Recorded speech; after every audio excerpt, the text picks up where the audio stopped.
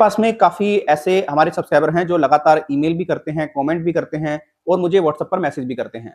Sir, मैं loan नहीं चुका पा रहा हूँ, मैं क्या करूँ? मेरे पास में फिलहाल पैसा नहीं है। क्या मुझे बैंक एनबीएफसी सेटलमेंट का ऑफर दे देंगे? अक्सर उनका यही सवाल होता है। देखिए, मैं अक्सर आपको अपनी वीडियोज़ के माध्यम से भी बताता हूँ और आप मेरे से जब पर्सनल बात करते हैं, तभी मैं आपको बताता हूँ। जब भी आप किसी बैंक एनबीएफसी या लोन ऐप के माध्यम से कोई लोन लेते हैं और लोन आपका अनसिक्योर की कैटेगरी में है, बैंक एनबीएफसी लोन ऐप ने पूरा प्रयास कर लिया है, आप लोन नहीं चुका पा रहे हो, तो उस केस में सेटलमेंट आपको 100% मिलेगा। लेकिन अगर आप खुद से कहोगे बैंक एनबीएफसी लोन ऐप को कि हमें सेटलमेंट ऑफर कर दो, तो वो आपको बिल्कुल भी ऑफर नहीं करेंगे। उनको लगेगा कि यार ये पैसा तो देना चाहता है, पैसा इसके पास में है, तो वो आपसे अधिकतम अमाउंट कलेक्ट करने का प्रयास करेंगे। अभी रिसेंटली एक हमारे सब्सक्राइबर ने बताया, उसको एक कॉल आया और कहा गया आपका हम कम से कम अमाउंट पर सेटल करा देंगे, सिर्फ आपको क्या करना है, आपको हमें इस मंथ की ईएमआई पे करनी है, फिर उसके बाद आपको काफी अच्छा डिस्काउंट मिल जाएगा। अब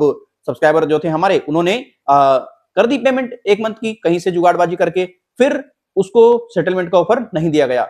फिर कुछ टाइम बाद फिर उसको ऐसी कॉल आना शुरू हो गया कि भाई हम ये करा देंगे, वो करा देंगे। देखिए, अगर आप किसी भी बैंक एनबीएफसी लोन ऐप के माध्यम से कोई भी लोन लिए हैं, आप किसी भी एजेंट की बातों में ना आए, वो आपको सेटलमेंट के लिए कह रहा है तो आप उस पर भरोसा ना करें।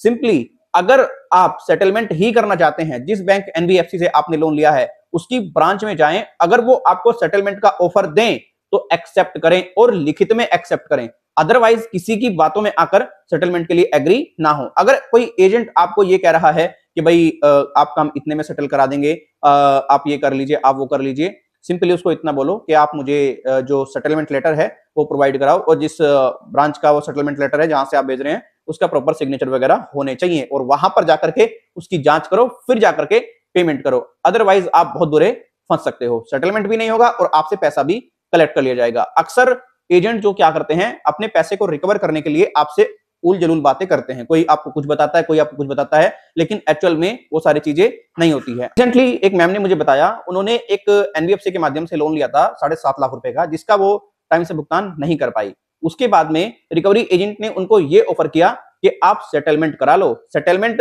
हो जाएगा, फिर भी कोई दिक्कत नहीं आएगी, कोई परेशानी नहीं आएगी, आपकी फाइनेंशियल डेथ नहीं होगी और सिविल पर भी इंपैक्ट नहीं पड़ेगा। अब वो मैम इतनी जानकार नहीं थी, वो उसकी बातों में आ गई। फिर किसी उसके रिश्तेदार ने उसको गाइड किया कि भाई अगर तूने सेटलमेंट करा लिया ना तो तेरा फ्यूचर खराब हो जाएगा, तेरे सिविल पर बहुत भयंकर इंपैक्ट पड़ेगा, तू इसलिए सेटलमेंट वगैरह मत करा, पैसा जब तेरे पास में हो पे करके पीछे छुटा लियो। सिंपल, उसको यही कहा गया।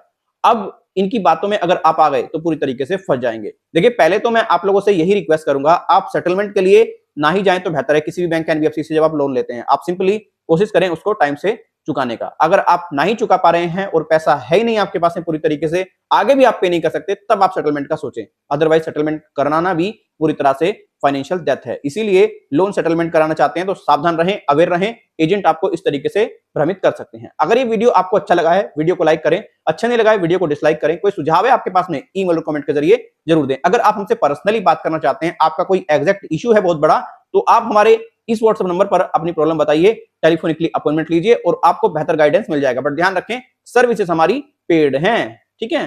तो चलिए फिर मिलते हैं किसी और वीडियो में। अपना ख्याल रखें, अपना ख्याल रखें। बाय बाय, टेक केयर, जय हिंद, वंदे मातरम।